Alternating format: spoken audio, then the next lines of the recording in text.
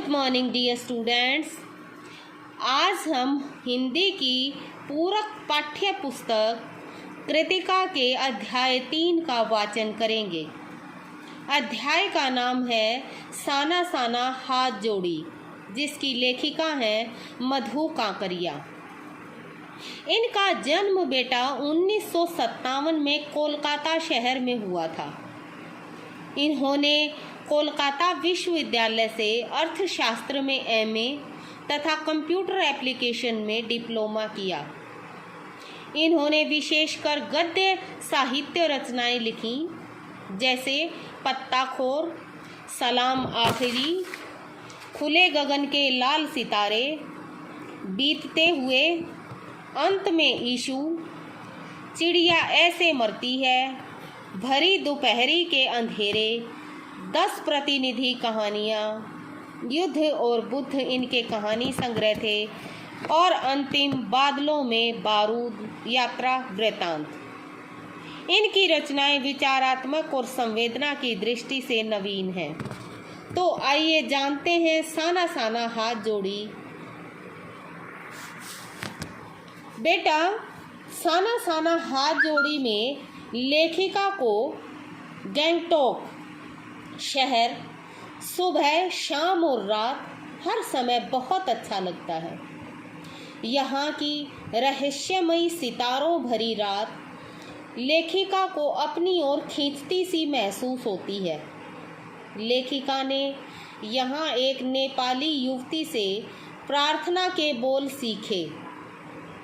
साना साना हाथ जोड़ी ग्रदहु प्रार्थना, हमरो जीवन तीम्रो कौशेली, जिसका हिंदी में अर्थ होता है छोटे छोटे हाथ जोड़कर प्रार्थना कर रही हूँ कि मेरा जीवन अच्छाइयों को समर्पित हो।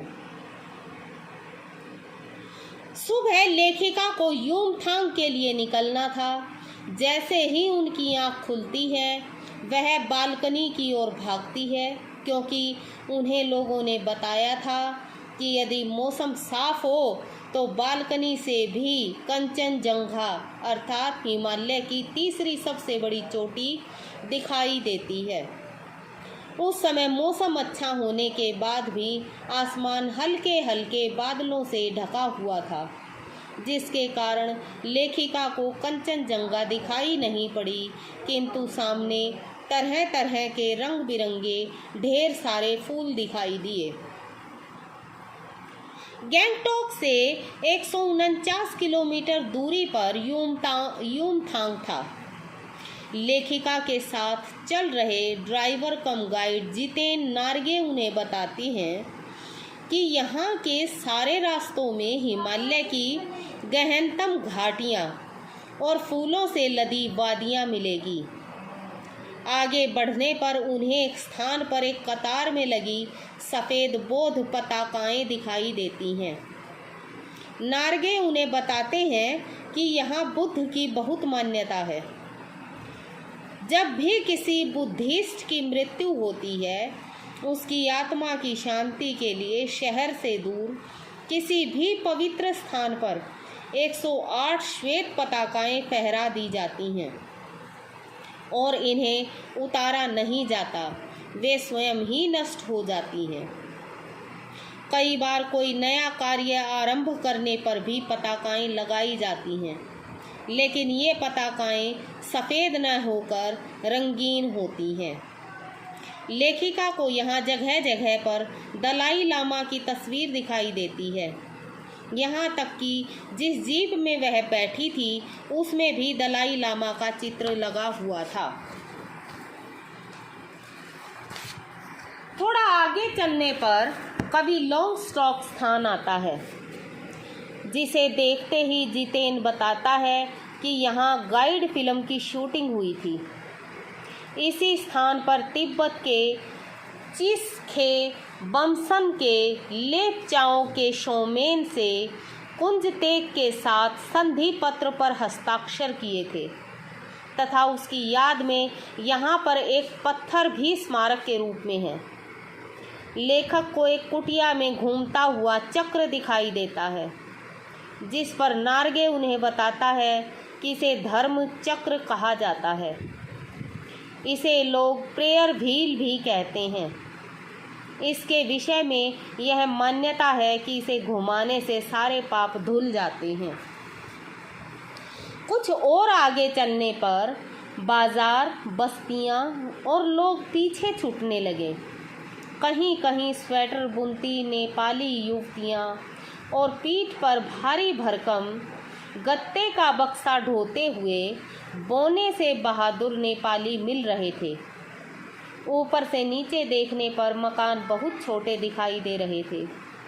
अब रास्ते वीरान, संकरे और जलेबी की तरह घुमावदार होने लगे थे। हिमालय विशालकाय होने लगा था।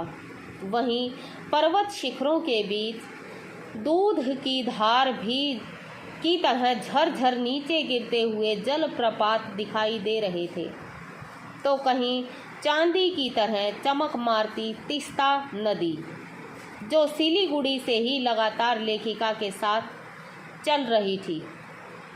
अब जीप सेवन सिस्टर्स वाटरफॉल नामक स्थान पर रुकी, जहां एक विशाल और सुंदर झरना दिखाई दे रहा था। सैलानियों ने कैमरों से उस स्थान के चित्र लेने शुरू कर दिए। लेखिका यहाँ के प्राकृतिक सौंदर्य में इतना खो गई कि उनका दिल वहाँ से जाने को नहीं कर रहा था। और आगे चलने पर लेखिका को हिमालय की रंग बिरंगी चोटियाँ नए नए रूपों में दिखाई देती है, जो अचानक बादलों के छा जाने पर ढक जाती हैं। धीरे धीरे धुंध की चादर के छट जाने पर उन्हें दो विपरीत दिशाओं से आते छाया पहाड़ दिखाई देते हैं, जो अब अपने श्रेष्ठतम रूप में उनके सामने थे। इस स्थान को देखकर लेखिका को ऐसा लगता है मानो स्वर्ग यहीं पर है। वहाँ पर लिखा था थिंक ग्रीन, जो प्रकृति और पर्यावरण के प्रति सजग होने की बात कह रहा था। लेखिका वहाँ के प्राकृतिक सौंदर्य से इतना प्रभावित होती है कि जीप के कुछ देर वहाँ रुकने पर वह थोड़ी दूर तक पैदल ही वहाँ के सौंदर्य को निहारने लगती है। उनकी यह मुग्धता पहाड़ी औरतों द्वारा पत्थरों को तोड़ने की आवाज़ से टूटती है। लेखिका को यह देखकर बहुत दुख हुआ कि इतने सुंदर और प्राकृतिक स्थान पर भी भूख, मौत और जीवित रहने की जंग चल रही थी। वहाँ पर बॉर्डर रोड ऑर्गेनाइजेशन के एक कर्मचारी ने बताया कि जिन सुंदर स्थानों का दर्शन करने वह जा रही है, वह सब इन्हीं पहाड़ी महिलाओं द्वारा बनाए गए हैं। यह काम इतना खतरनाक है कि जरा सा ध्यान चूका तो मौत निश्चित है। लेखिका को ध्यान आया कि एक स्थान पर सिक्किम सरकार का लगाया हुआ बोर्ड उन्होंने पढ़ा था, जिसमें लिखा था ever wondered who defined that to build these roads. इसका हिंदी अनुवाद है, आप आश्चर्य करेंगे कि इन रास्तों को बनाने में लोगों ने मौत को झुठलाया है। वास्तव में कितना कम लेकर भी ये पहाड़ी स्त्रियां समाज को कितना अधिक वापस कर देती हैं। जब जीप और ऊंचाई पर पहुंची तो 7-8 वर्ष की उम्र के बहुत सारे बच्चे स्कूल से लौट रहे थे। जितेन गाइड उन्हें बताता है कि यहाँ तराई में ले देकर एक ही स्कूल है, जहाँ 3-3.5 किलोमीटर की पहाड़ी चढ़कर ये बच्चे स्कूल जाते हैं। पढ़ाई के अतिरिक्त ये बच्चे शाम के समय अपनी माँ के साथ मवेशियों को चराते हैं, पानी भरते हैं और जंगल से लकड़ियों के भारी भारी गट्ठर ढोते हैं। यूमथांग पहुंचने के लिए लायुंग में जिस मकान में लेखिका व उनके सहयात्री ठहरे थे, वह तीस्ता नदी के किनारे लकड़ी का एक छोटा सा घर था। वहाँ का वातावरण देखकर उन्हें लगा कि प्रकृति ने मनुष्य को सुख शांति, पेड़ पौधे, पशु सभी कुछ दिए हैं, किंतु हमारी पीढ़ी ने प्रकृति की इस लय, ताल और गति से खिलवाड़ करके अक्षम्य अपराध किया है। लायुंग की सुबह बेहद शांत और सुरम्य थी। वहाँ के अधिकतर लोगों की जीविका का साधन पहाड़ी आलू, धान की खेती और दारू का व्यापार है। लेखिका सुबह अकेले ही पहाड़ों की बर्फ देखने को निकल जाती है, परंतु वहाँ जरा भी बर्फ नहीं थी। लायुंग में एक सिक्किमी नवयुवक उन्हें बताता है कि प्रदूषण के चलते यहाँ बर्फबारी लगातार कम होती जा रही है। बर्फबारी देखने के लिए लेखिका अपने सहयात्रियों के संग लायुंग से 500 फीट की ऊंचाई पर स्थित कटाओ नामक स्थान पर जाती है। इसे भारत का स्विट्जरलैंड कहा जाता है। कटाओ जाने का मार्ग बहुत ही दुर्गम था। सभी सैलानियों की सांसें रुकी जा रही थीं। रास्ते धुंध और फिसलन से भरे थे, जिसमें बड़े बड़े शब्दों में चेतावनियां लिखी थीं। If you are married, drive speed. दुर्घटना से देर भली, सावधानी से मोड़ टली। कटाओ पहुंचने के रास्ते में दूर से ही बर्फ से ढके पहाड़ दिखाई देने लगे थे। पहाड़ ऐसे लग रहे थे जैसे किसी ने उन पर पाउडर छिड़क दिया हो या साबुन के झाग चारों ओर फैला दिए गए हों। सभी यहाँ बर्फ पर कूदने लगे थे। लेखिका को लगा शायद ऐसी ही विभोर कर देने वाली दिव्यता के बीच हमारे ऋषि मुनियों ने वेदों की रचना की होगी और जीवन के गहन सत्यों को खोजा होगा। लेखिका की मित्र मणि एकाएक दार्शनिकों की तरह कहने लगी, ये हिम शिखर जल स्तंभ हैं पूरे एशिया के। देखो, प्रकृति भी किस नायाब ढंग से इंतजाम करती है। सर्दियों में बर्फ के रूप में जल संग्रह कर लेती हैं और गर्मियों में पानी के लिए जब त्राही त्राही मचती है तो ये बर्फ शिलाएं पिघल पिघल कर जल धारा बन हमारे सूखे कंठों को तरावट पहुंचाती है। कितनी अद्भुत व्यवस्था है जल संचय की। वहां से आगे बढ़ने पर उन्हें मार्ग में इक्की दुक्की फौजी छावनियां दिखाई देती हैं। वहां से थोड़ी सी दूरी पर ही चीन की सीमा थी।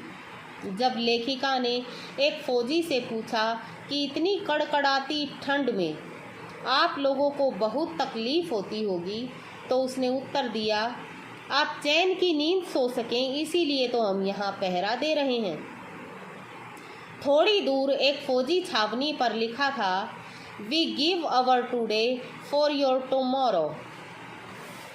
लेखिका को भारतीय सैनिकों पर बहुत गर्व होता है। वह सोचने लगती है कि पोष और माघ के महीनों में जब केवल पेट्रोल को छोड़कर सब कुछ जम जाता है, उस समय भी ये सैनिक हमारी रक्षा के लिए दिन रात लगे रहते हैं। यूमथांग की घाटियों में ढेरों प्रियुता और रोडोडेंड्रों के फूल खिले हुए थे। जितेन उन्हें बताता है कि अगले 15 दिनों में पूरी घाटी फूलों से भर उठेगी। लेखिका यूमथांग में चिप्स बेचती हुई एक युवती से पूछती है, क्या तुम सिक्किमी हो? वह युवती उत्तर देती है, नहीं, मैं इंडियन हूँ। लेखिका को यह जानकर बहुत प्रसन्नता होती है कि सिक्किम के लोग भारत में मिलकर बहुत खुश हैं। जब लेखिका तथा उनके साथी जीप में बैठ रहे थे, तब एक पहाड़ी कुत्ते ने रास्ता काट दिया। लेखिका की साथी मणि बताती है कि ये पहाड़ी कुत्ते हैं जो केवल चांदनी रात में ही भौंकते हैं।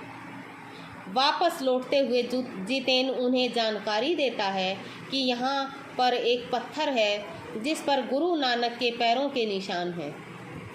कहा जाता है कि यहाँ गुरु नानक की थाली से थोड़े से चावल छिटक कर बाहर गिर गए थे और जिस स्थान पर चावल छिटक कर गिर गए थे वहाँ चावल की खेती होती है। जितेन उन्हें यह भी बताता है कि 3-4 किलोमीटर दूर आगे खेदुम नामक एक स्थान पर देवी देवताओं का निवास है।